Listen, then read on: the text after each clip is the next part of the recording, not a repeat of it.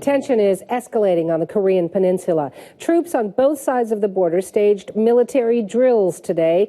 North Korea is again accusing its neighbor of making a declaration of war. And the military is on high alert in South Korea. Susan Bonner is following the story. She joins me live from Washington. How is South Korea responding to that statement, Susan, from Pyongyang? Well, in fact, the entire peninsula, both North and South Korea, on high alert today. In South Korea, in Seoul, protesters took to the streets to display their displeasure with some of the rhetoric coming from North Korea. They protested angrily. They destroyed pictures of the North Korea leader, Kim Jong-un. North Korea, meantime, has declared today the end of the 1953 armistice between the North and the South. That was the armistice that ended the exchange of fire between North and South Korea, although technically there was never really a full end to the war.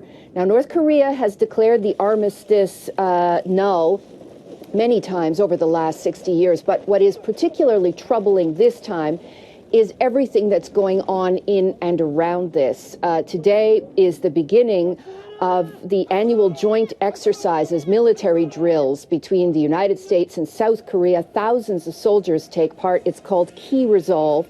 Every year it is done. Every year North Korea calls it a provocation, but this year they are calling it an outright act of war. And coming off of last week with their North Korea's threats against the United States to launch a military attack, a nuclear attack, which many experts say they're not even capable of, but still they are making that threat, railing against the UN for tough new sanctions. There's quite a lot of concern about just how volatile this already dangerous part of the planet is. So if you look ahead, what can we expect? Well, people will be watching very closely over the next several days. Many are concerned that North Korea doesn't make these kinds of threats without taking some kind of action. It would be probably limited in scope, but people are watching to see what North Korea does.